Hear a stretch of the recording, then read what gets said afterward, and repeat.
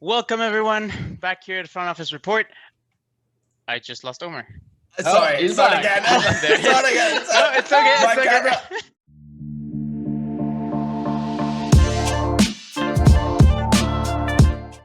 Welcome everyone back here at the front office report. I have everyone. We have a full party here. We have Omar, Dan, Seb. Quick. How you guys doing?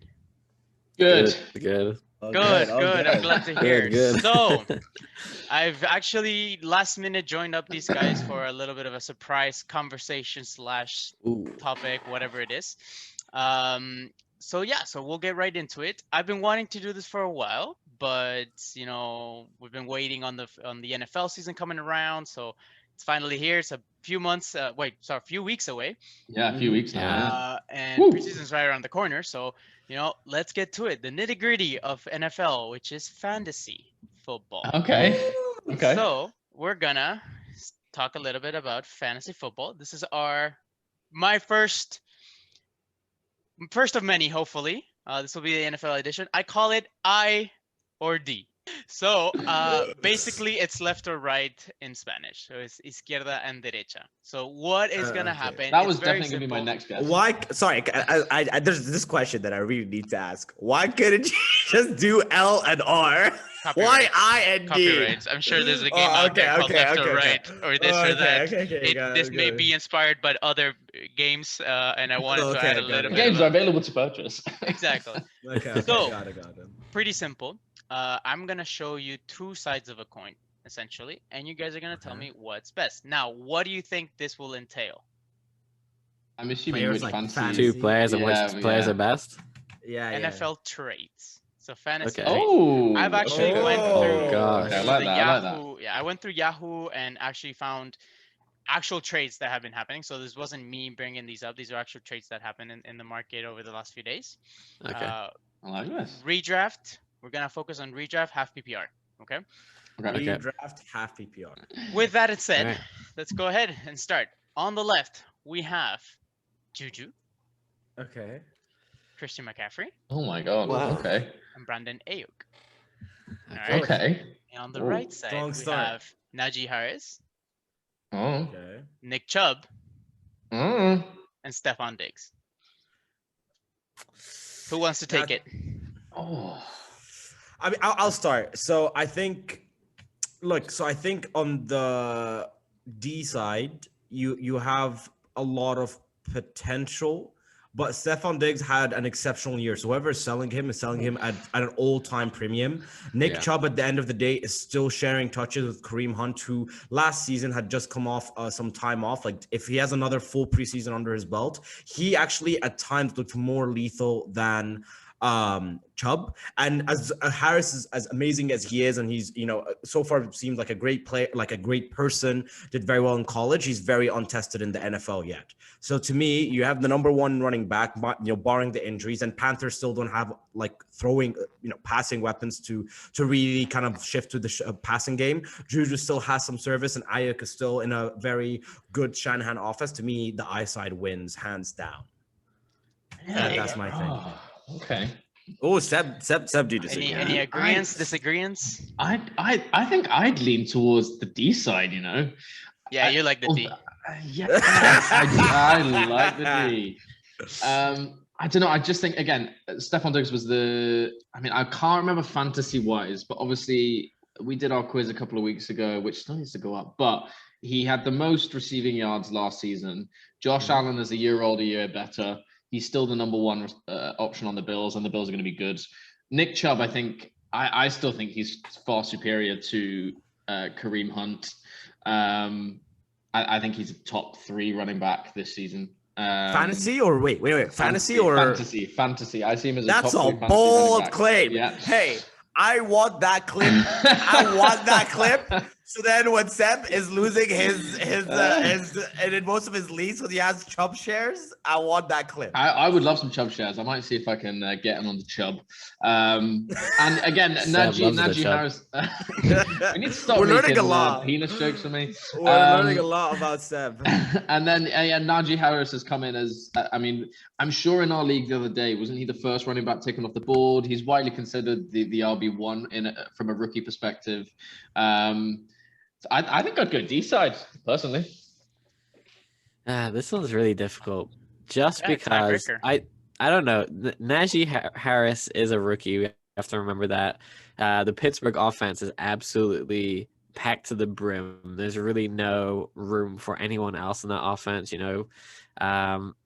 so it's difficult between those in terms of that. I think Christian McCaffrey, to me, if I have Christian McCaffrey, he's untradeable.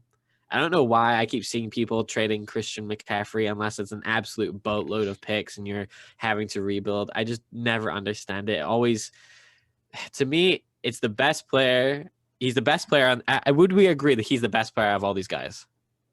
Great. Yes. 100%. Yes. So that immediately to me says, okay, so that team there is already got like the advantage. Yeah. The second best player is probably Chubb, I would say. But then after that, it's a bit of it's kind of difficult a bit for me. So I don't really know. But just because Christian McCaffrey's up there, whoever's getting Christian McCaffrey automatically wins because he's a huge piece. He can if it's half PPR as well. His pass catching is better than anyone else's. I mean, from running back perspective. And Carolina is going to be targeting him the entire time. Yeah, Carolina doesn't really have anyone. They got rid of Curtis Samuel, who was pretty heavily involved last year. So it's really the Christian McCaffrey show this year, and I just don't see him being beaten by anyone. I think he might be the RB1. Yeah. So which side? Which side are you picking? It looks as though he's leaning. Whoever's getting Christian McCaffrey. Is it I's getting Christian McCaffrey? Is that what we're saying? You're going with Then Christian McCaffrey, hands down. Yeah, I usually when I'm looking at trades, basically I look at who's the best player, and 99% of the time, whoever's getting the best player wins the trade. Yeah, because no one comes close to that. This is very, very even otherwise.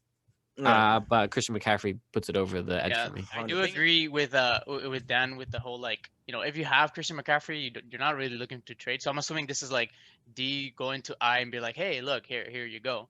I don't know. I mean, it's kind of like, sure, he's the best, and I mean, he was out the whole year. I don't know how is he doing with the injury. I'm assuming he's all fine. He's ready to go. Yeah, I haven't heard anything. But it's also weird. This is redraft. Like, what's the point in this? Why wouldn't you just draft these guys? I'd understand this in Dynasty a bit more, but redraft is like, what does this mean? I don't get it. I mean, I guess to be fair, I think you could argue potentially, unless whoever's giving away McCaffrey, unless they've got another absolute stud at running back. I don't think you would. And they wanna improve at wide receiver because I mean Diggs is obviously superior to Ayuk and Juju. But at the end of the day, it's consistency. But it's to me, Juju last year at least wasn't bringing you top points, but he was fairly consistent. You knew you would at least get 10 points off him. Yeah, he was great last year, was he? He just didn't have his super breakout plays, but if it's half PPR, you're still getting some points for the volume he was getting. I think it was his first time being wide receiver one for Pittsburgh, so all the best corners on him. So. Yeah, exactly. So, and that in itself is a learning game. And he himself just mentally, I think last year, you saw his stupid antics, you saw him dancing. I think he just had to mature a lot. And if you're gonna be the WR1, you need to be that bully. You need to have that aggressive mindset. You can't just be dancing on the logo and doing Corvette every time. So, Juju was only the 22nd. I guess 22nd isn't bad, but it's not bad. I mean, I'm not saying he's great. I'm just saying he's still serviceable. So to me, and especially in a redraft, say this is right now, because I would imagine this is right now as a redraft. This is after the draft. You're getting a guy that is a rookie, so you still don't know. And as Dan was saying, he's in a fully stacked offense with a lot of weapons. Nick Chubb, I'm not taking away his value. I'm just saying he has to share touches with Kareem Hunt, and the Browns this year is going to have a really good passing game. I think Baker's going to do well. I think they still have Hooper, they have Njoku, they have OBJ, they have Jarvis Landry, and honestly, they can have Gabo as the slot receiver, and they would have a dynamic offense. Let's not go too overboard. And I mean, Stephon Diggs is definitely a great piece, but to me, I think he peaked last year. I think he's going to still have a very good year this year, but it's very hard for wide receivers to repeat those type of stats. I mean, look at D-Hop. D-Hop, he's still a phenomenal wide receiver, but it's for you to be that top dog consistently is really hard. Yeah. Okay, so Omar, you're taking I. Dan, you're taking I. Yep. Seb, are you taking D or are you changing? Before you hear what I'm sort of being swayed, you know. Okay. I think Stick to your guns. no, you know what? I still think overall, I feel that the pieces you're getting back, like on average, I think are better with D. I completely understand what Dan's saying about the best player in the trade is I, so siding with that side. But I think overall, you're getting better value from D. That's fine. I'm with you, Seb. So I'm just gonna keep it super quick. I do understand. The only reason why I would take I is the whole reasoning about like, okay, I picked him first round. I don't see myself trading him because it's the first round. But if you're sending me these three values of Stephon Diggs, Nick Chubb, I know he's still sharing touches, but he's still getting those 20 above points per game, no matter how. Najee Harris, yeah, sure, you guys have Steelers have a ton of weapons, but the workload is gonna be there, and it's a completely different game for him than it's gonna be for Juju. Juju, I think, is gonna be crap. I think Big Ben is gonna be crap. I think the only salvation of that Big Ben is going to be crap. fantasy-wise is gonna be Najee Harris. I don't see Stephon Diggs like slowing down. I don't see Nick Chubb slowing down. So to me, I see this, Brandon Ayuk, I'm still kind of like not convinced fully about like with all the weapons in the 49ers. So to me, is this CMC for those three. And I will take those three, hands down. It'll be like I can put all my eighth and ninth rounds in the bench and submit all these three. So that will be my go. So on that note, that's 2-on-2. That's not bad. Well, it's good that we're all well-rounded. Yeah, that's cute. That's cute. Let's move on to the next one. Joe Mixon. Ay. Joe Mixon. I'm instantly going D.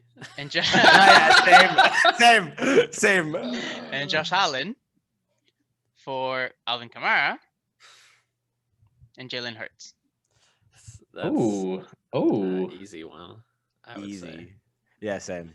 The quarterback position isn't the most important in fantasy because quarterbacks generally just get good numbers. You don't have to have a Josh Allen to win a championship. You can have a Jalen. How weird does Jalen Hurt's tongue look? Sorry, I couldn't wait. What on earth is Jalen Hurts doing with his tongue in that photo?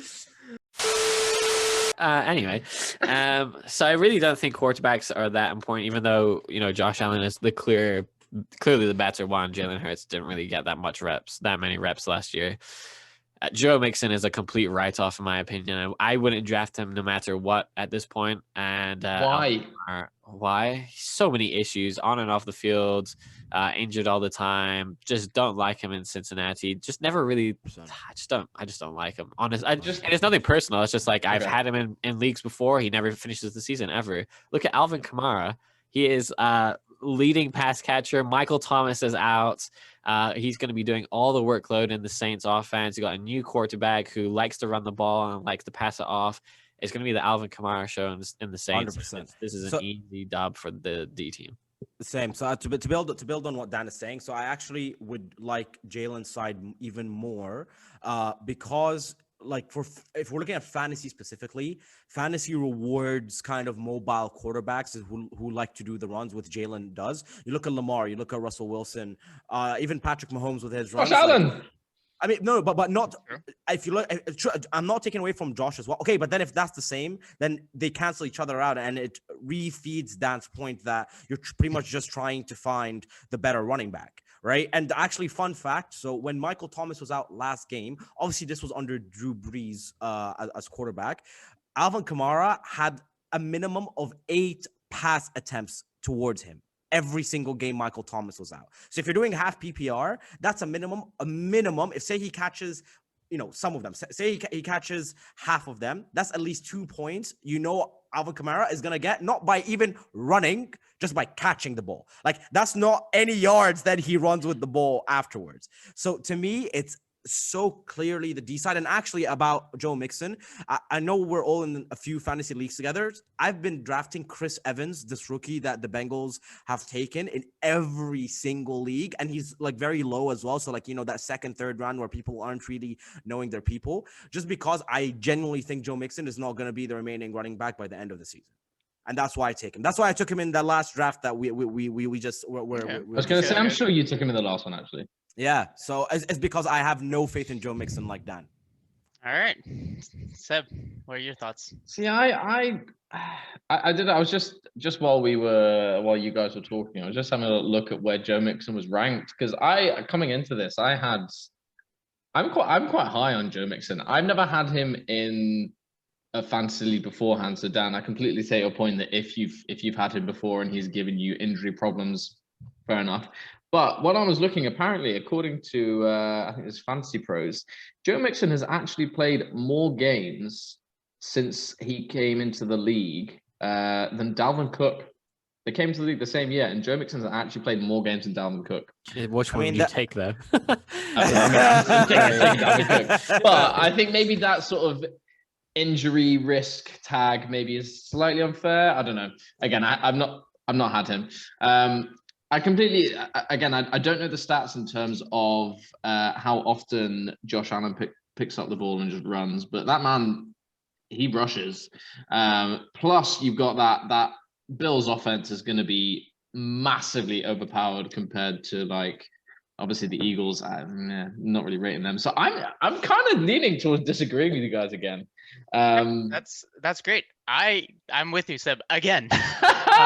So I think again, like the overall average value, I feel is higher. I'm gonna be trading with you guys today if this is what you guys. Yeah, I was about to say, if you guys like these trades, please send me your players over. Okay, so here's my thing. I am not a fan of Joe Mixon. I've never have been. But I do think that the Bengals are gonna start shifting things around with the Steelers kind of like going low on that in that conference. I do feel like the Bengals kind of can start sweeping a little bit with Jamar Chase and you know Joe Burrow's back and everything. T. Higgins. Yeah. Exactly. So I think they're actually gonna have a good enough game for like Joe Mixon to actually be able to do something. Now for me, it's funny that I say this, and please stick with me until I finish my point. There's only one of these guys that I consider consistent to get me the points that I'm looking for when I draft that person, which is Josh Allen. And Josh Allen is gonna give me those 30 points in the quarterback position, no matter what, 25 to 30. I agree with Dan in the sense that like, you know, quarterbacks don't really win your leagues, but I've seen it in the last 2 years. If you have the Kyler Murrays, the Josh Allens, and the Pat Mahomes, or even the Lamar Jacksons before he started going down, you do win your weeks. And the thing is with Kamara, the reason why I'm not saying Kamara is the consistent one is because of what you said, Omar. Drew Brees isn't there anymore. There's a guy called Jameis Winston there. And I have no faith in that guy. I don't know if he's going to do the same kind of type of plays that they're going to do with Drew Brees and Kamara. You said it yourself. Michael Thomas is out, so a lot of the pressure is going to be on this guy. I will draft Kamara high no matter what, above Joe Mixon regardless. But you know the Eagles don't have the best offense, so I don't even want to touch that. So I feel like with Josh Allen's difference on Jalen Hurts benefits me more than Alvin Kamara's gap on Joe Mixon, if that makes sense. Well, also I would say this trade is also very situational, right? And I mean, it's obviously we're trying to look at it as a like, you know, in a vacuum, but it also depends on your team. I mean, if you have an issue with your running back and you have enough quarterback depth, then as Dan was saying, you can just rotate and kind of try to follow the hot hand. So if you just want more stability, you know, regardless of the pressure on Kamara or not, but if you just want more stability and more, even if it's lower consistency points from your running back, but you know, it's at least better than Joe Mix's like, you know, 2 points and then 10 points and then 5 points or whatever, then you would go for D, right? So I think this one, even more than the last one, like this scenario at least is a bit more situational based on your own team needs, you know? All right. So Omar D, Dan D, Seb I think I'd go I. And I'll stick with you on I can't believe I'm saying for Joe Mixon. When I was doing this, I was like, yeah, I'm definitely D, but then I started thinking about it more. Anyway, moving on. Let's keep it interesting. Oh, Aaron your Jones. Boy. My boy. Not my Packers boy. hat. Well, hey, literally, the Packers is on your forehead. The Packers is literally the G is on your forehead. But we know that as soon as Aaron's out of there, so is Gabo. True.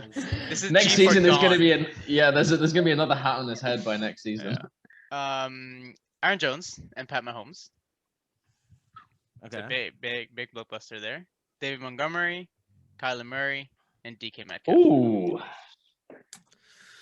I feel like this really depends really, really depends on how high you think Aaron Jones is going to be.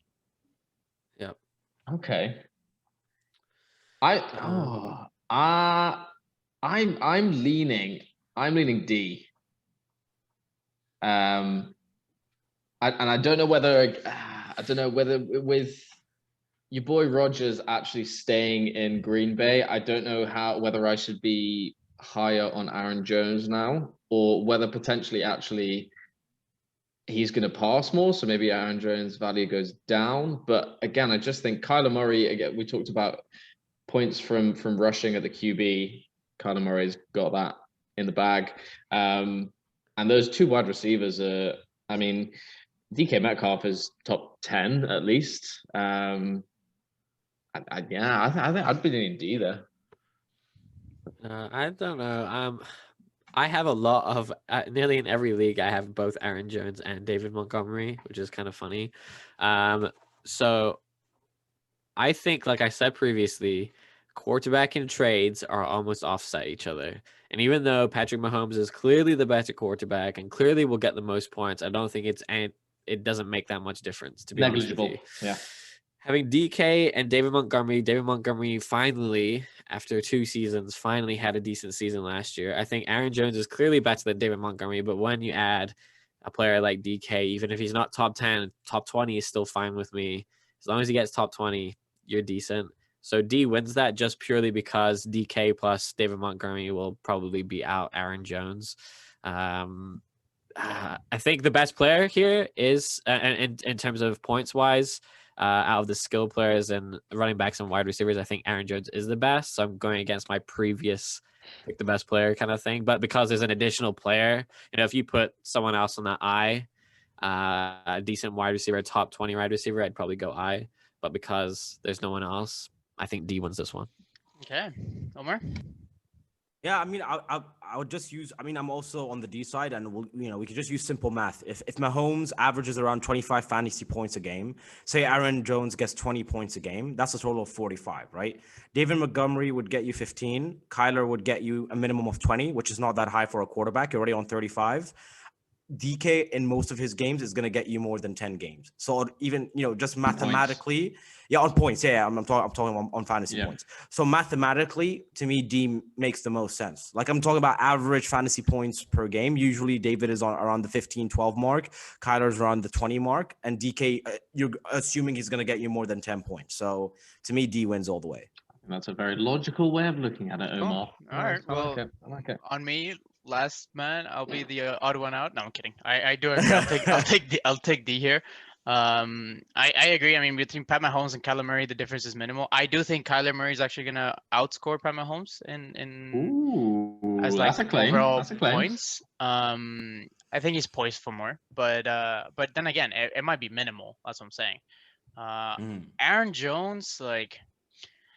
I don't know. I don't like drafting him. Like I saw a comment the other day. It's one of the most underrated fantasy players. I guess it's with the name because he kind of like remember when he was back in Jamal Williams like 2-3 years ago. He was kind of like the guy that was behind Ty Montgomery. Yeah. And just from one day to the other, from one year to the other, he just like became the RB1 and exploded. And every now and then he explodes for 30 points, but then gives you like a week of like 5. Or he looks like he's going to get injured. He never does. I don't know. So that aside, I do agree with Dan. I think David Montgomery is going to improve on his last year's performance with. See, he's the only player I'm unsure of because I just think the Bears David Montgomery was better than Aaron Jones last year. I just saw that. Really? Can't believe it. Yeah. Wow. Oh wow. In our league anyway, in the league that I'm in, he got more points. So it could be different in different leagues, but he did. And now you add Justin Fields to the mix and get rid of. Thank God. Mitchell Trubisky. Yeah. Long enough. Yeah, but I think that's going to help him a lot. I think it's going to be more pass catching because you got a quarterback that can throw. Cool. All right, 100%. So we all agree on that one. Nice. 4 Ds for the boys. Sounds weird. Thank you, everyone, for watching part 1 of our I or D game. If you've liked what you've seen, like, comment, and make sure you subscribe to our channel for part 2. We are pumping out content on a weekly basis. We are trying to hit 100 subscribers by next month, maybe. Make sure you share with us your thoughts. What trades would you like to see us evaluate what trades have you seen that were super suspicious or super crazy that you feel were super unbalanced, or the craziest trades that you've seen that somehow made sense. Apart from that, we'll see you in part 2.